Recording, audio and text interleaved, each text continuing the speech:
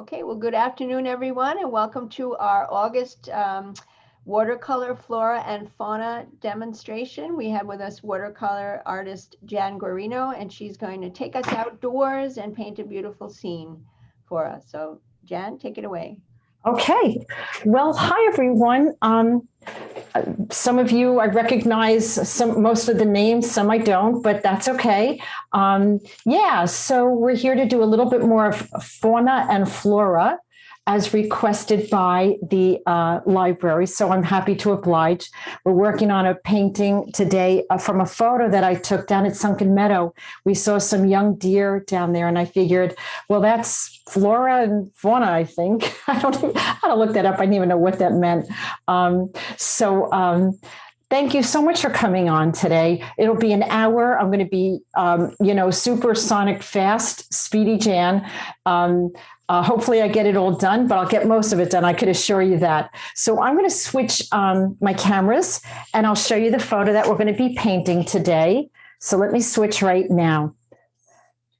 Okay, there is camera number 2. I have 3 cameras.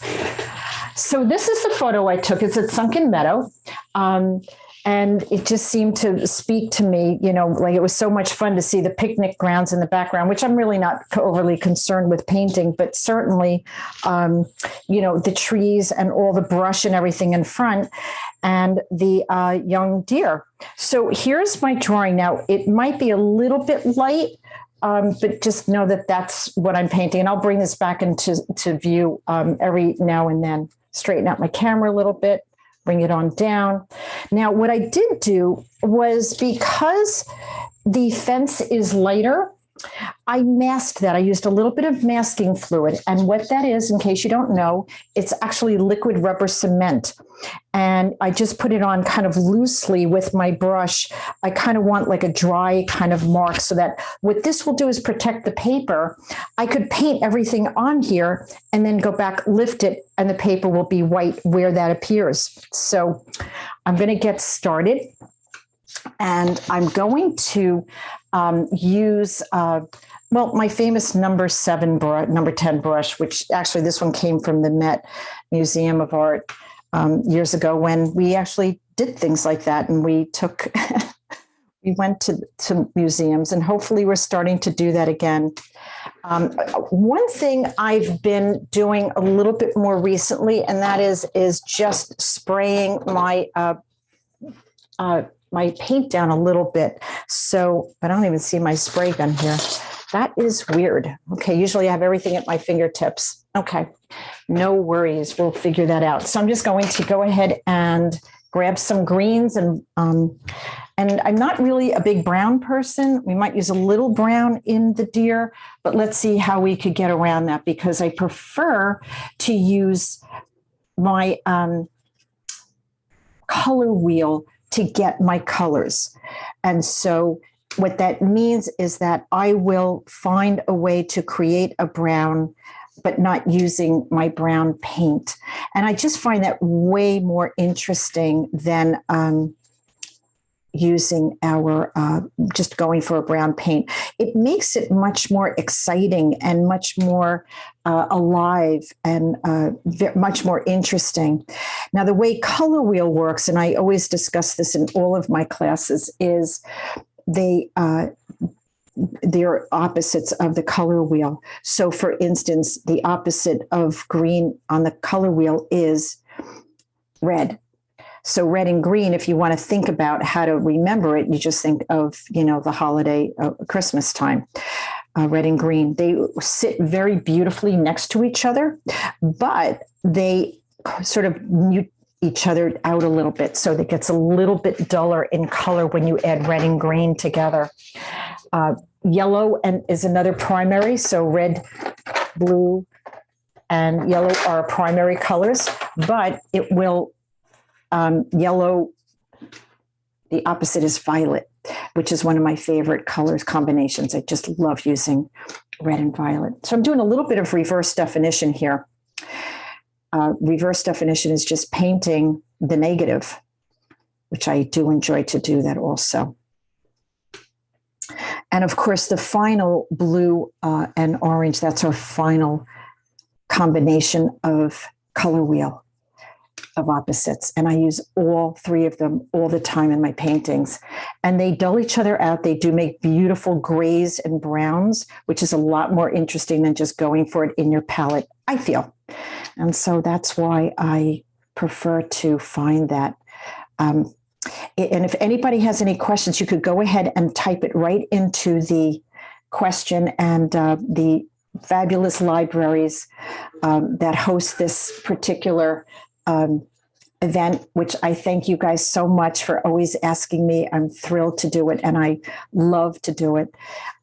Will ask me the questions, and I'll just tell you the color that I'm using right now, in case you're curious, is one of my favorite Daniel Smith colors, which is undersea green.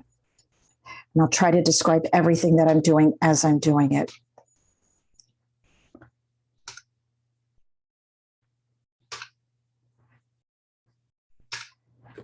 Now I'm going to use a technique with saran wrap.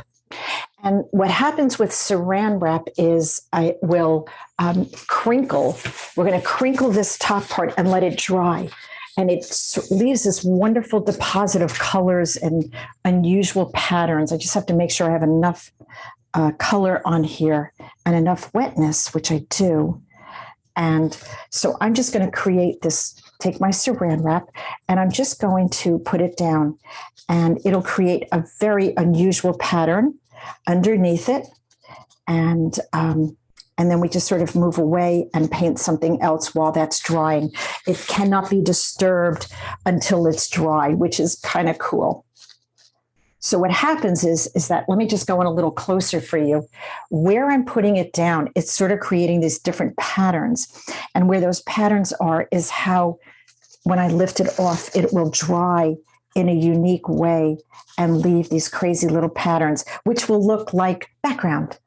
So if you don't want a descriptive background, this is a great way to go.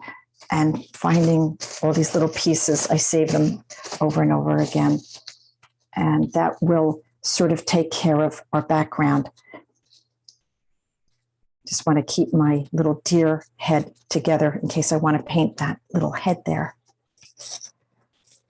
So there's lots of different techniques and different things that we could do with watercolor. Of course, one of my favorite things to do is saving my whites. I love to save whites, which I did with the trees, you could see. And I think the next thing which would be good to do is the foreground a little bit. So I have these trees coming through, and I want to paint. Can everybody see where I'm at? Let me back out a little bit. So now I'm going to just do a little bit more between the trees and those little legs on the deer. And now this will be the foreground, and I could get a little bit brushier with that. So what I mean by that is I could add more colors, and I can add more texture.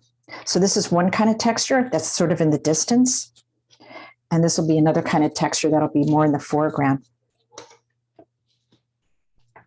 Okay, Jan, we have a question in the chat. I think someone wanted to you to clarify about green versus red. Okay, yeah, sure. So it's basic color wheel. Green and red are complementary colors, as we call them. And what they do when they mix is they dull each other out. But when they sit next to each other, there's a very unique action that happens. And so like when you have green and red next to each other, they're really beautiful colors, and they vibrate. They really play off of each other very nicely. However, when you mix them together, it changes the dynamic of the colors, and it dulls the green and it dulls the red. And so that's color wheel. That's basic color wheel. I'm just going to refer you guys to, if you are interested in anything about that, is to go to my website, and I have a color wheel actually already on there that you can access and you can download, and you could see exactly how I get my complementary colors going. And also you have what's called analogous colors, and analogous colors sit next to each other on the color wheel. And so blue and violet and red, they sit next to each other, right? Green, yellow, and orange, they sit next to each other on the color wheel. So those are analogous colors. And that's when we want to build a color and have it really pop up and totally take a whole other, level of a colorful appeal. So like, for instance, down here, I have this green. If I add a little bit of red to it, I'm mixing on the paper. I'm not mixing on the palette. Okay. And I go back in and drop a little bit more green in. They dull each other out. They're dulling each other out. That's just a beautiful way to build color wheel and color in your paintings. You'll notice also, I rarely mix on my painting. I generally mix on my paper. Just really prefer that. It's much more exciting. Sometimes I need a particular color, in which case, like if I'm doing a portrait, I may want to have it be something that I'm very concerned about. And so I will definitely pre-mix my color, but predominantly I don't. Predominantly, I prefer to mix on my paper. And so what I'm doing is I'm just charging up this bottom a little bit. Charging to me just means dropping more color in, making it a little deeper, richer. We know our watercolors dry lighter, right? They dry lighter because we're mixing them with water. By the time they dry, they're a different shade. But I'm adding it to the bottom just because I feel like there would be a shadow on the bottom underneath the deer. Okay. That makes sense to everybody. Thank you for the question. Always ask. I love questions. And so now I'm going to go in and do the deer, and I'm definitely going to be using some colors to create that. It is a brown, so I'll bring it back into view. It is a brown, but I see like a beautiful, like orangey color. So I think I'm going to use orange and blues to kind of create that. First thing I want to do is get the face, and I want to get all of the features. So the first thing I'm going to do is just try to get the nose and the eyes. It's really an important part of grasping what their little features, right? So I got a really cute little nose here. I'll go a little closer for you guys. There we go. And I also like bleeding paint out, having it just bleed out a little bit. Now I see a little bit of blue on the top of their, the nose here. So that's a little indigo. I don't know why I see it, but I do. I like to push colors a little bit to be a bit more colorful than even I see in the picture. So a lot of the new phones these days, you're able to take a photo and you're able to enhance the color a little bit and see it a little bit more vibrantly.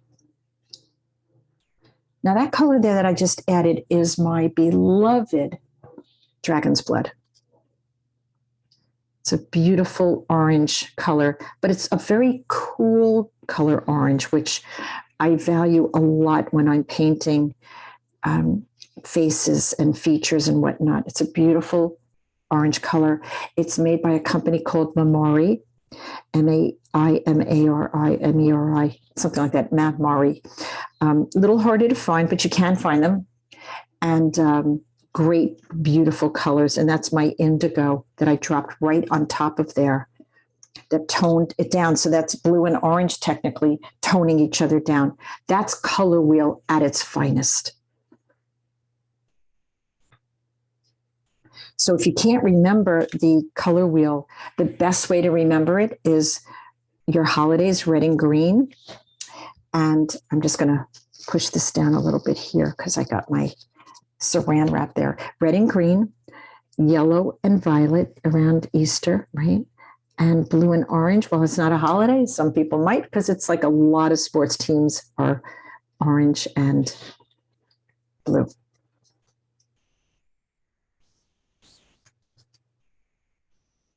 Just trying to paint around my saran wrap a little bit here.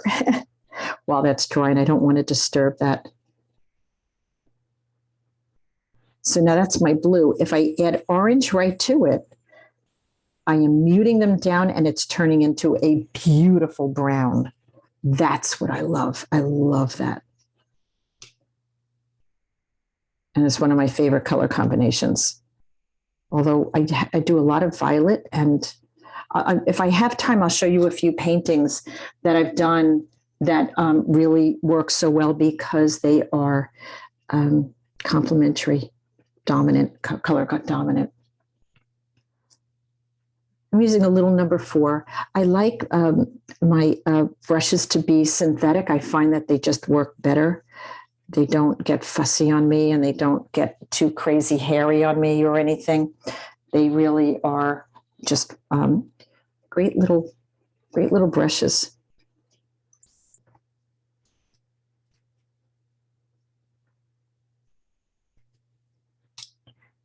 And you can see he's drawing a little bit light, so I'm just going to go in and drop in a little bit more color. Rather than waiting until later, I'm doing it sooner because I'm seeing it dry light. So I definitely want to go in and add a little bit more color. All right, let's get into the main body here. And I will go ahead and start with my dragon's blood. And I'm going to hold on to a little bit of white as if the light is hitting the top of his back a little bit. And I see a little bit of white right here. So move this over a little bit, get out of my way. There you go. So you can see it's just like a kind of a burnt orange color. If you don't have dragon's blood, another color that's similar, I'll use it right now, is that's burnt sienna. It's not quite the same, but it does come out pretty similar. So you can use a burnt sienna if you can't get that dragon's blood. But my students probably all have dragon's blood. It's just a great color. Now, while this is wet, okay, just going to bring it down to this leg here.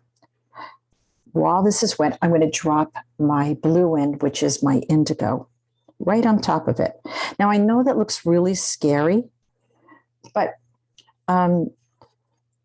I really have nothing to lose and everything to gain by having this happen, this kind of interaction. See how it's just moving so beautifully in this wet area? Well, I like creating blossoms and backwashes, and some people call them cauliflowers or whatever. There's lots of words for these backwashes and blossoms that happen, but I really like them because to me, you know, if I'm jurying a show or something, I like to see the medium. I like to see the use of the medium. And when I don't see the use of the medium, I feel as if almost they were somewhat afraid of the medium. And so I tend to like to see whether it's a pastel or oil or acrylic. I really enjoy seeing the medium. And in the case of watercolors, I love to see the freedom that watercolors can give you. And the reason being is because, you know, watercolors is the only medium that moves. And it continues to move, right? It just continues to move until it's dry.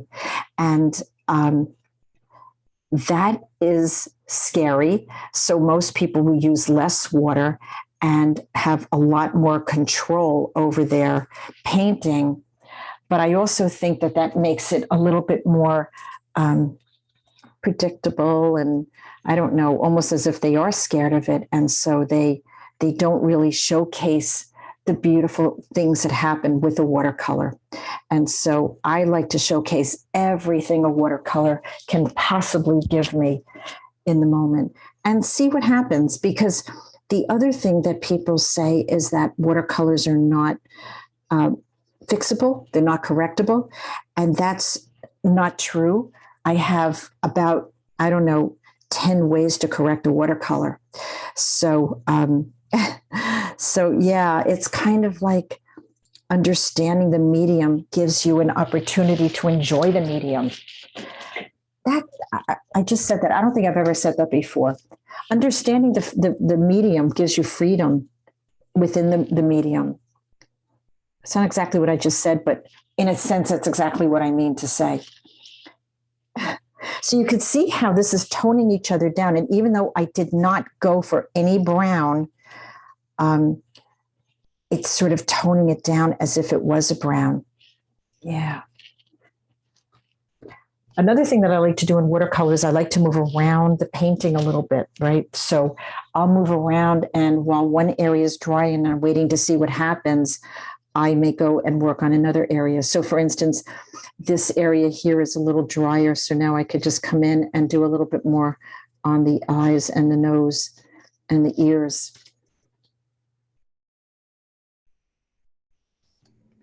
Jan, we have a couple of questions in the chat. Go for it. Yeah. We have from Kathy saying, when you say synthetic, do you mean a synthetic blend or pure synthetic?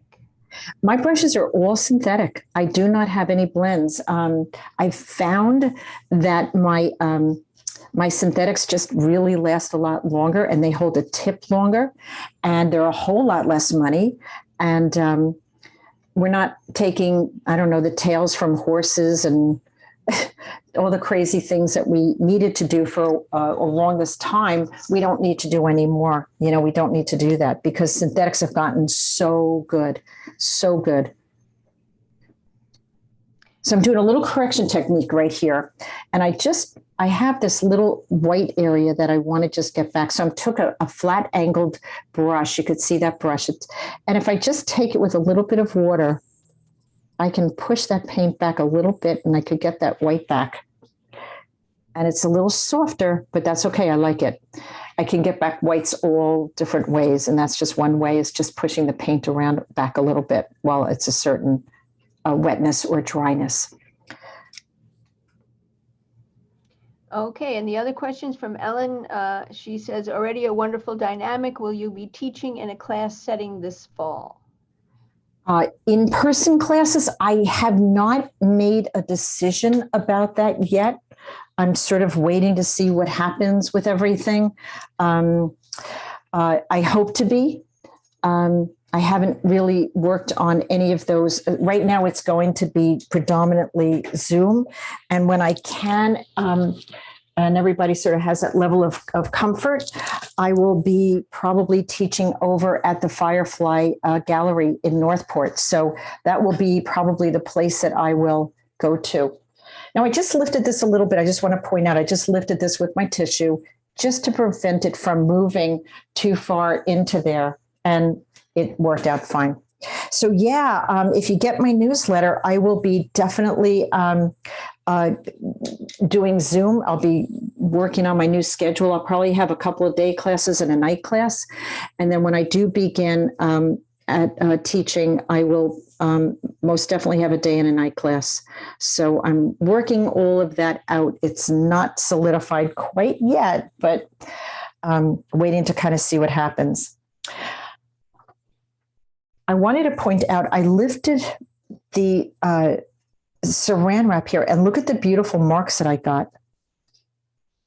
Look at these beautiful marks. You see these? Look at them. They're great marks just from leaving the saran wrap down. It's a little wet still, but it's drying pretty fast because it's kind of warm. Yeah. They look like leaves and branches, and it's all because of saran wrap. I know, that's fun. This is drying a little lighter than I would have liked. I'll definitely go back in there. But right now, another reason why people get mud. First reason why people get mud is because they don't understand color wheel and colors. And the second reason is because sometimes you work on a damp paper. This is bumpy. So I'm going to say this is still pretty wet. So I'm going to go in and do my trees. And now I'm going to show you what I do with my old sable brushes that just don't look good anymore. I cut them. I have a video on how I cut them. It's called my Sexy Scumble brush.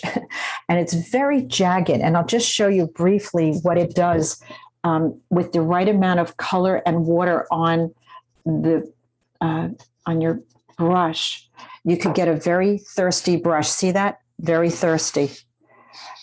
So that's what I'm going to do on these trees. Let's get that thirsty brush. We could go in and like make them absolutely perfect, but you got the photo. You really don't need to make them perfect, you know. So I sort of have this scruffy kind of look going on.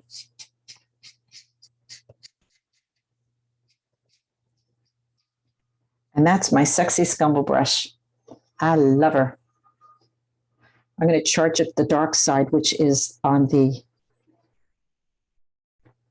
left side, and the right side is more where the sun is hitting.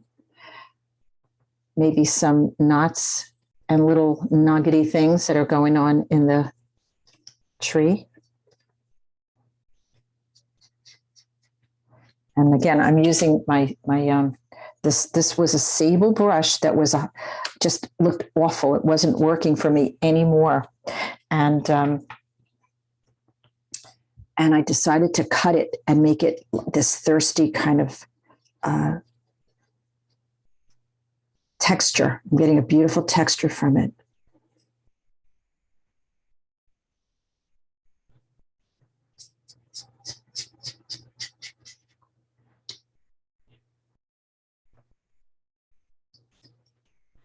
So I'm using a violet and my indigo. My indigo is a Memori color.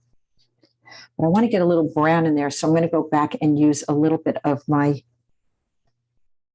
dragon's blood. Now I'm using the dragon's blood in the trees because it helps to bridge the palette. And what I mean by that is that it sort of gives color everywhere. It's not just putting color in one spot, but it's finding colors in every spot that you can use that unifies the painting. So it's called bridging the palette. I love that. It's maybe finding places that are colors that you wouldn't have thought to put them.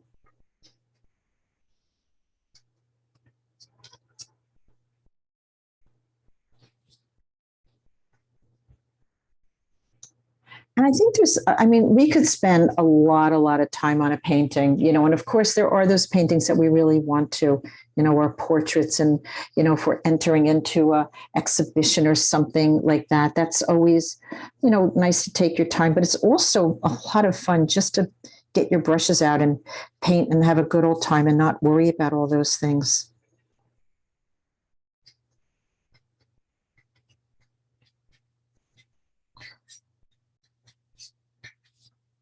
And you see how they're sort of taking on this rugged look.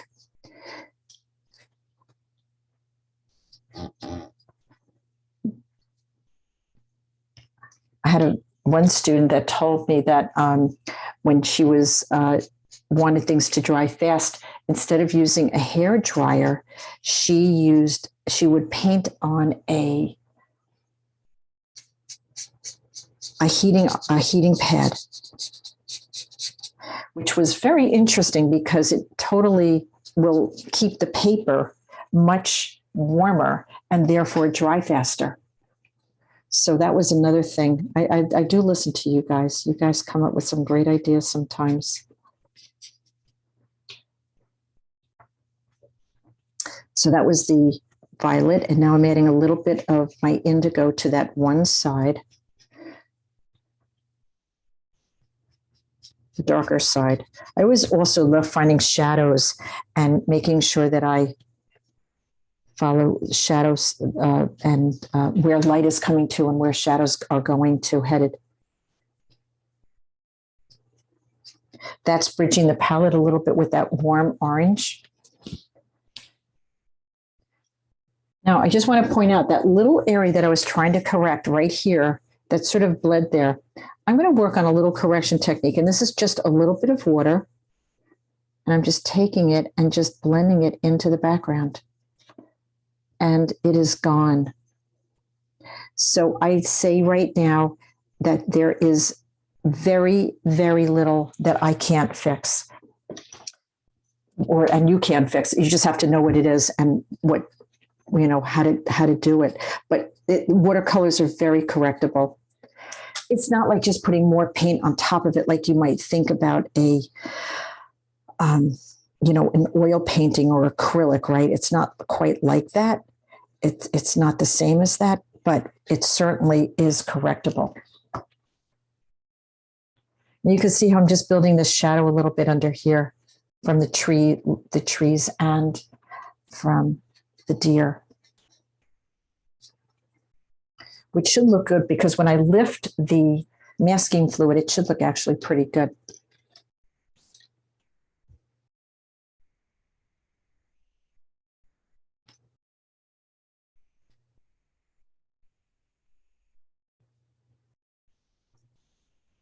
Some little nuggety things on the trees. That background just came out like I couldn't have asked for a better background. And it's really just because I let it go. I didn't overthink it with the saran wrap. And what I find is that most people really are extraordinary artists, and they can paint a really beautiful painting. But what I also find is that most of the time people really want to be looser and freer and not fuss over all the details quite as much, right? That's what I find is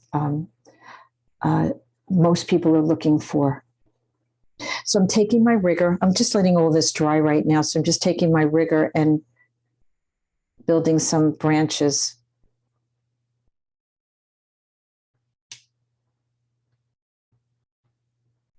Around.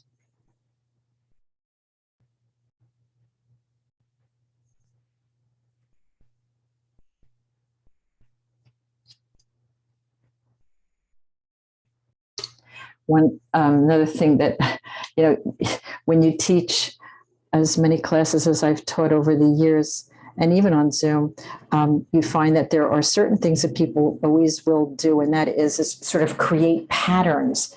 And what I look for is I want to be sure that I don't create a pattern, that it looks, and even if you see a pattern, you're better off breaking it up and making it look much more interesting than the photo. That's the idea, is to make it even look better than the photo. And that's why I like working the color wheel the way that I do, and having deciding where you want to put things, and making it not precise as a painting, but making the photo more interesting than just the photo. And very often that's the idea, right? Oh, it looks better than the photo. Well, that's a very good thing, and that's a great compliment. And that is what I look forward to all the time, is if I could take a photo that speaks to me, right? And I could improve on it and make it that much more interesting. Because I don't really want to reproduce a photo with perfection, because I feel that, well, you have the photo, I would want it to be fun and painterly and interesting. And I would want it to have, wonderful marks in it that made it look like that it is painterly, and that it does have a certain amount of you in it, right? I see paintings that are done with such perfection, and I don't see the artist in them. So, and that's where your style comes in. When you could start adding style into your paintings, you think you don't have one, but you end up finding that you really do have a style. Because if everybody paints the exact same thing and yours looks different than everybody else's, well, what makes it different is your style. So that's letting go and finding a style is really fabulous.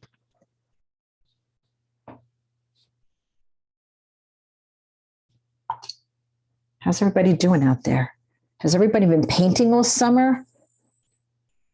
Hopefully going on vacation and taking your paints with you and just sitting outside.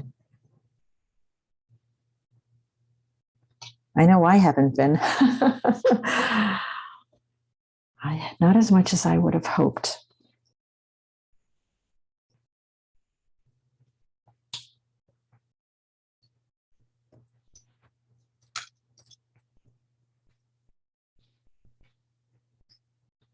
Now I'm going to go in here and I'm going to add some white. Oh, it's not white, but let me go a little closer and I'll show you what I'm doing here. Is I'm just taking my flat angled brush again, right? And just with water, I'm just pushing aside some of the paint, and it gives me a really nice, see how it's turning white in spots? It's not white, but it definitely is lifting, the water is lifting the paint off. And of course, these bands of the bands that I added in the beginning are going to be lifted, but you can't lift that when it is wet. So I'm going to leave the bottom alone, and I have to let that dry. And I'll just go back and find little noodly things to work on because we're doing pretty good on time, right? I think. Yeah, we're doing very well. It's 4:37. Oh, wow. Okay. Well, I'm ahead of myself then. So what I'll do here is maybe a little bit more texture, and I'll add some wood grain with my rigger.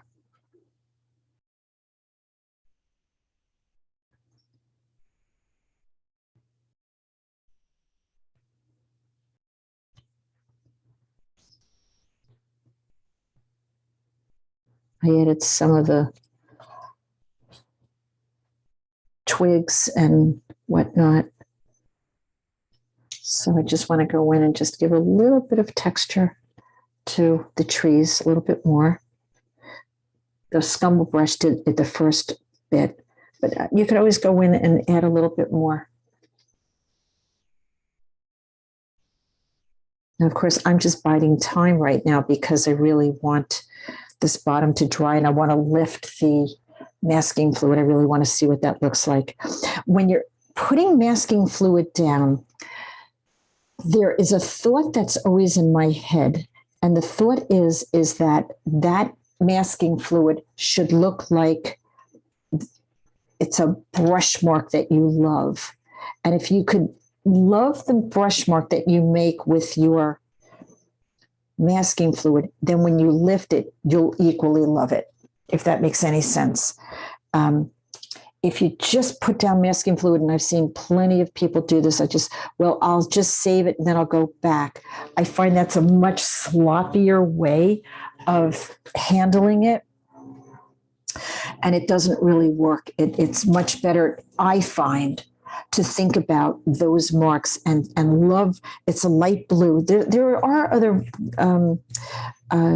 masking fluids that are like bright orange. I don't really like them because it throws my eye off when I'm painting.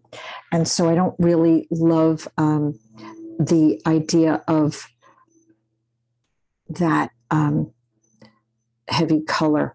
So I like this light blue one because it's just a great, easy, you see it there, but it's not too much.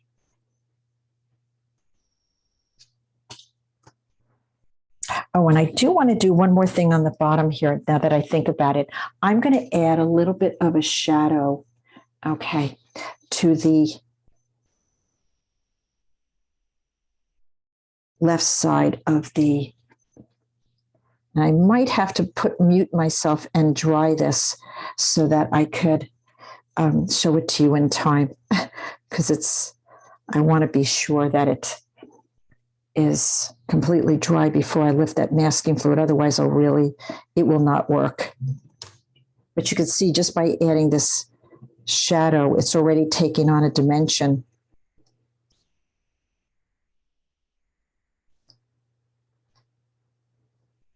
A three-dimensionality to it. It's already kicking that shadow aside.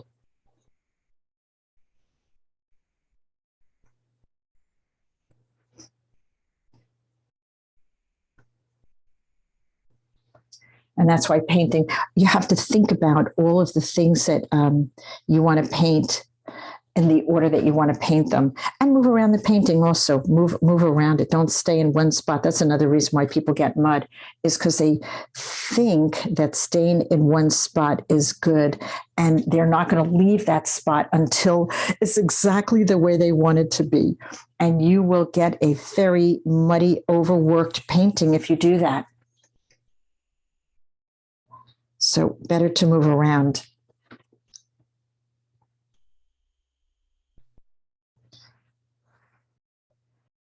I kind of like everything that's going on with him. I'll go a little closer. I want to show you these watercolor blossoms that I got just because I let them. You see this? Let me zoom in here. I really want you to see this because I think that it's just so beautiful.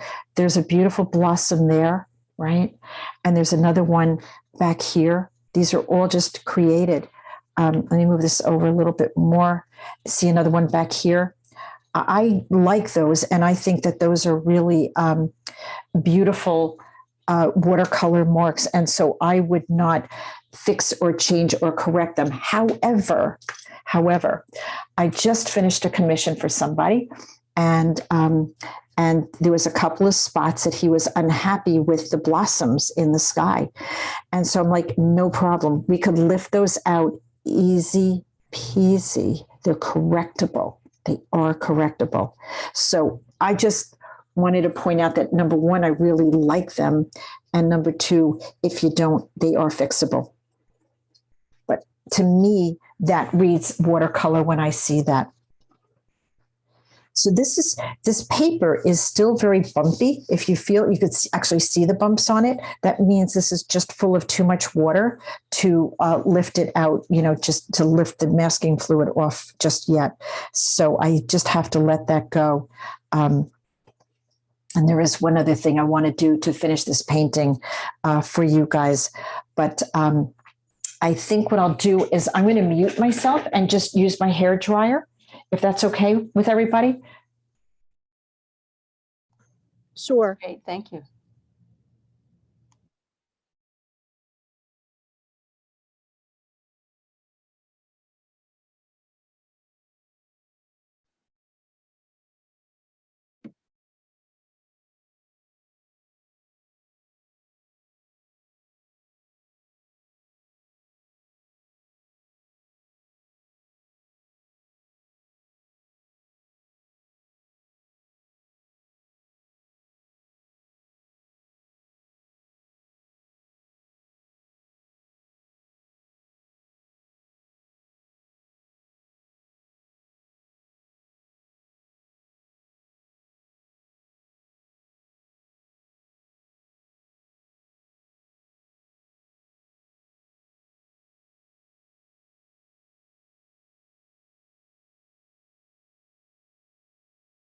Okay, I just dried it a little bit. I'm going to test it out. Now, the way that we lift masking fluid is because it's liquid rubber cement, what we do is we use a rubber cement pickup.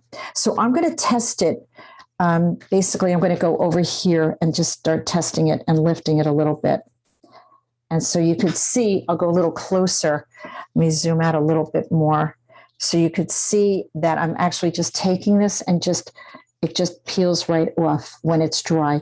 If it's not dry, it really will just affect your paper, and that wouldn't make me happy to see the paper being affected. Some people are really, really they use many, many different layers of masking fluid. I don't find that that's really my particular style, but I may correct it once I put it down if I'm not happy with something that it did. This is coming off very nicely. So you can see how white these are and how I'm just lifting off this masking fluid off of these other areas. And some of these areas aren't completely dry, so it's really not going to come off. But most areas are pretty dry.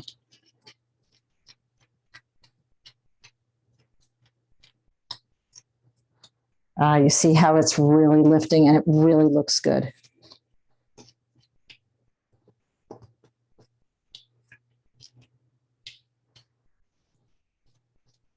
And you can also see how I put the masking fluid on in a very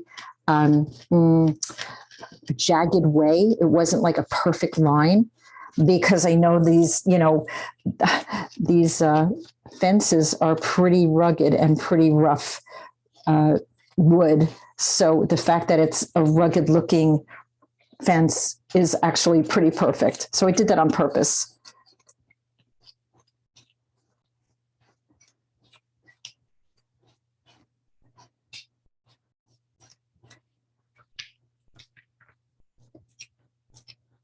And you could see how it just protected everything behind the masking fluid. And voila, we have white spokes. We have that nice shadow that I added before I even lifted the masking fluid off, right? And yeah, there's little areas like I could see going in here and making this a little darker behind here to push out the fawn deer, whatever it is. I'm not really good with animals, but just to push it forward a little bit more, going a little darker here, right? Okay, Jan, Diane is asking what type of eraser you used on that.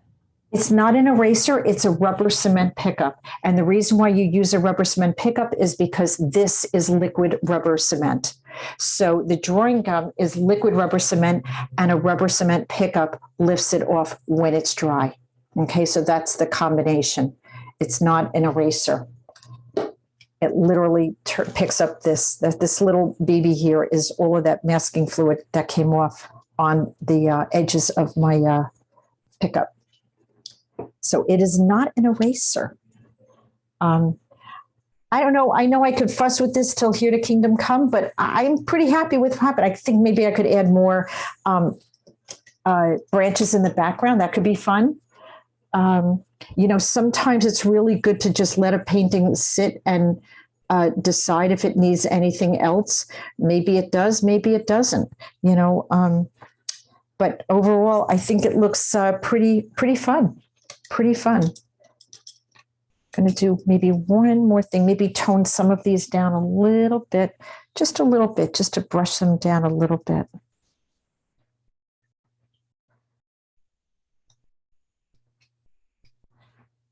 They don't have to be so white.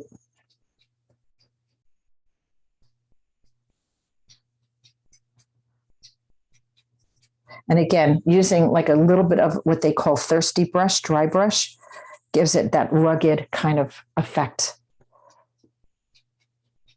And what it's doing is basically the paint and the brush is skipping on the texture of the paper.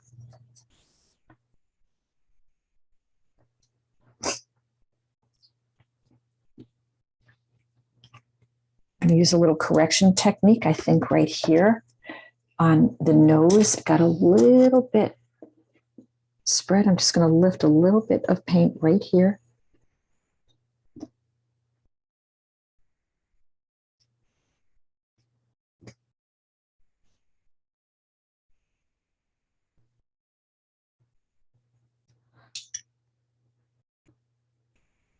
See how that just lifted that little bit lighter? I'll go a little closer. Let me zoom in and show you what I'm doing. Sorry, a little too close. Here, I'm just going in with my brush and I'm just lifting and just pushing a little paint aside and wiping my brush a little clean. You see how it's just pushing the paint aside and giving me a little bit lighter. Now, there are other things that I could do. For instance, I could take white paint. I do have white paint somewhere here. Let's see if I can activate this white paint. White paint needs to be opaque, so you can't use a lot of water, because if you do, it just will not stick. But maybe a little bit of white right here. Maybe a little bit on his eyes.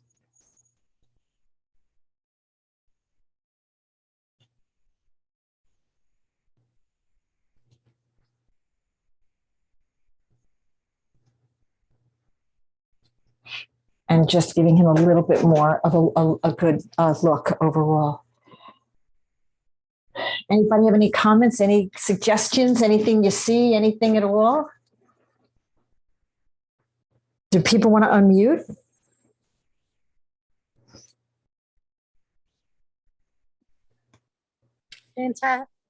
Fantastic.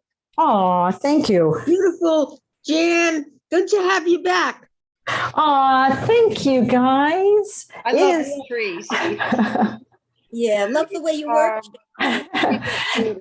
It is. It's so funny. I haven't. I really did need to take a bit of a break from everything, and so it's fun being back. I was like, oh my god, I haven't painted in like weeks, and I'm like, I hope I could do this okay in an hour. But it's fun, right? So now, if I hold the painting up and I hold the photo up, like, you want to make it look better than the photo. Otherwise, why bother? And you eliminate things like, I really don't need this picnic grounds there. It just didn't add anything. That color green didn't really work for me, but I wanted to keep you'll notice that like all of these rungs are sort of leading back to the deer going through there. So I do see something here. This could be kind of fun, adding another row of here. That could be interesting, right? I just holding it up now, I'm seeing little things that I could do. I think adding that row of fence there could be actually a nice, although I don't have that much on that side. No, it's good the way it is. I think it's okay, right? I think it's okay. I think your trees are better than the photograph. That's the idea. True. That is exactly the idea, guys, is to take what you enjoy from the photo and then make the rest your own, right? That's what we want to do. Mm-hmm. That's great. Yeah. And this is a very good use of masking. And when I put it down, notice I didn't put it on the trees and I didn't put it in the areas that highlight around, like where light would be hitting the deer. But this was a good place to do it because I knew I needed to get that shadow on the bottom. So this was a very good place to add masking. Oh, wait a minute. I have a little time. Hold on. There's one thing I wanted to do. I forgot. Hold on. Oh, wait. I didn't change it. Hold on. I have to go over here. There is one thing that these fences have that I didn't do, and that is that wire, right? That wire that goes through and connects them. And so I'm going to do that right now. I'll go a little closer so you could see what I'm doing here. I aimed this down. Sorry, it's a little jagged. Sorry, didn't mean to move it that much. Here we go. Okay, good. So that wire that twists through now you can't do this. Timing is everything with watercolor, right? You just have to time it. So this wire now connects. It's a little detail, but it's a good little detail. You see how that's just like adding that little fine line. Now, if you can't do a fine line with a rigger, I don't recommend doing it. I'll see some people adding a line and it's just so thick and heavy and it doesn't work. You just need to be able to take a rigger and add that fine line. Oh, I'm so glad I thought of that. I would have been mad if I didn't have that on the recording. Sorry, I overlooked it. But sometimes just stopping and taking a look gives you a chance to see what else you might want to do. And so pausing for a while too, really see how, now, wait a minute, look how much better that looks, right? Yeah. So little, nice. But so big, so little, but so big. Mm-hmm. Yeah. Looks great. And thank you. And so what I find is sometimes what I generally like to think about doing is using your littlest brush at the end and using your biggest brushes to begin with. That's okay. I feel a little better now. I forgot. Oh my goodness. I'm glad I did that in under an hour. Very nice. Thank you. So does anybody have any questions that you want to ask me about anything? I'll just hold this here. I don't think I have a frame. Oh, I do have a frame. This is another good way to see if your painting is done. Hold on, I'm tethered to my speaker here, my microphone. Take a mat or a frame and then Woo. Put it in the frame. Do you see how much more finished it looks right now than it did before? Because I just laid it on top of this. You can actually just tape it and stand back from it and put it on like an easel in the back and just take a look at it and see, is it done? Does it feel like it's complete? And if it doesn't, what happens is that your painting will start talking to you. And you could actually take a little bit of time and finish. Maybe I could add more of the branches in the background. That might be nice. Maybe some behind the deer. I could see doing that, things like that I could see doing. But overall, this is a great way. Notice I have frames all around that help me to see my painting in a better way. Sorry, my microphone's falling. So, and I'll just hang this up. And so I'll show you what I would do. This is another old painting that we did of dandelions. That was kind of fun. We did that. And I'll take this and I'll just tape it quickly onto an easel, onto a frame, onto a mat. And so voila, you can sort of see exactly how it would look framed. Now, I will tell you this, that when you mat and frame a painting, it changes it from your little old painting to art. I'm sorry, my microphone's all messed up into here. It changes, see, I'm tethered. It changes it from this painting that you were working on and struggling with and thinking it wasn't done, and it changes it into art. And now it's a piece of art. So hanging it vertically and getting away from it, it starts speaking to you and you start seeing if it's really finished, if there's anything more you want to do to it or whatever. It does work. I've had this Indian painting here for a while because it's not quite done and I'm not quite sure what I want to do. I think I know what I want to do, but it's there. And now I can actually go in and work vertically on it, just to start seeing it a little bit differently. So, I hope you guys learned a little something, and I hope I entertained you for the last hour, and you feel a little bit of my enthusiasm and my love for watercolors. I just adore the medium, and I find it to be such an exquisite medium and one that I love to continue to explore over and over again. There's always so much to learn with it. So I don't know if I got any other questions. There was just one other question in the chat, something about using green and red on an animal body. Yeah. I see you didn't use any brown. You used all the other colors, but it kind of looks brown. Correct. That is color wheel at its best. Color wheel using analogous colors. And again, complementary colors, opposites. Analogous colors sit next to each other on the color wheel. If you want, I'll just put my website in here. And you could go right here. .com, and you could go right there and you could sign up for my newsletter if you'd like, because you'll find out about classes and upcoming things. If you'd like, there's a color wheel, there's free downloads there for you. You could actually see my palette there, this messy, dirty palette, but it's there in all my colors. I don't care about this. It's like lovely to me. You will find exactly the colors that I use. You'll see color wheel. This is my, these are my color swatches. I show you how to make a color swatch and how to do it. Make sure it goes from 100% the color to the white of the paper. That's important to learn what your colors could do when I explain it. So green and red are the complements to each other. When they sit next to each other, they vibrate. And when they mix, they tone each other down. Blue and orange, same thing. Yellow and violet, same thing. Oh, I said I was going to show you a painting. Okay, let me show you a couple things. If I have a little bit of time. This is a very good example of analogous colors.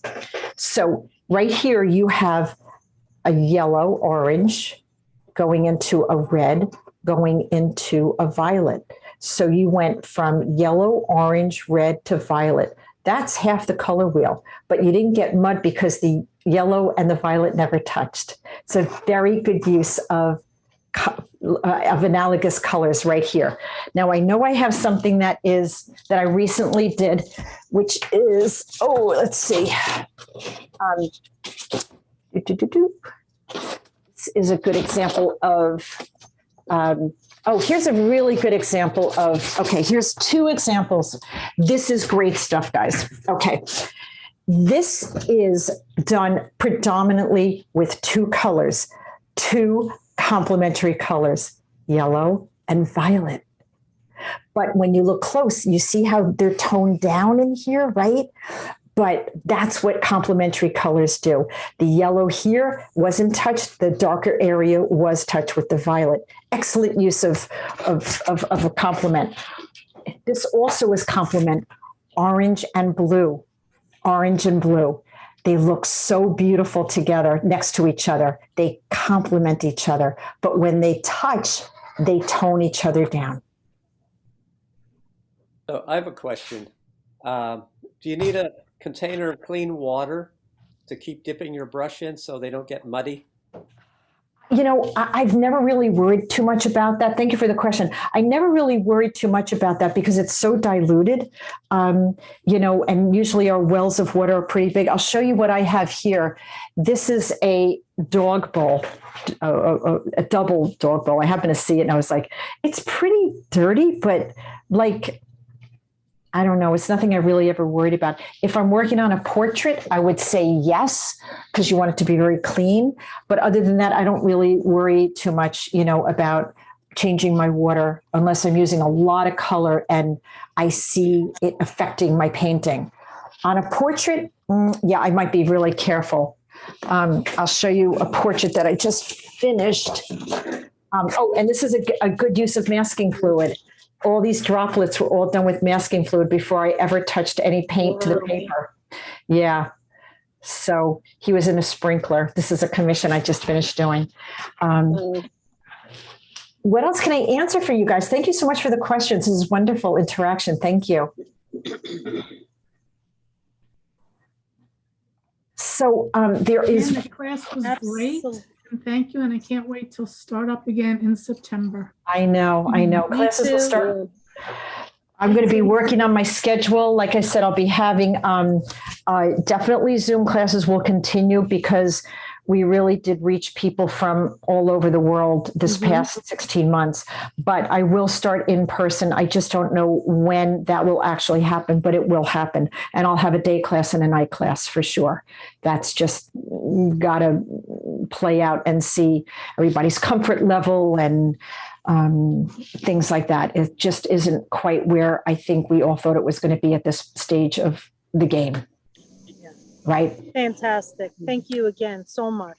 Libraries, thank you. South Huntington, Harborfields, you guys rock. You're the best. Thank you for bringing me to all of your patrons. You're the best. You guys are just so supportive, and I appreciate everybody who came on. I recognize dozens of names here, and I thank you guys for always being a support to me. It really is the wind under my wings. You guys really are. Likewise, you are to us. Yes, exactly. Thank you, Jan. It was great. Thank you so much. I will see you all in September. Yes, Thank you see for you sharing in that September. wonderful We're painting supposed with to us. sing. Thanks, everybody. Yeah, thanks for Bye. sharing, Jan. Bye, guys. Thank you for coming on and spending an hour with me. It was wonderful. I feel like we're back. We're back. We're back. Thank goodness. I know, Thank right? you. I know. Thank you guys for coming on. Thank you. I see a little Bye. one there.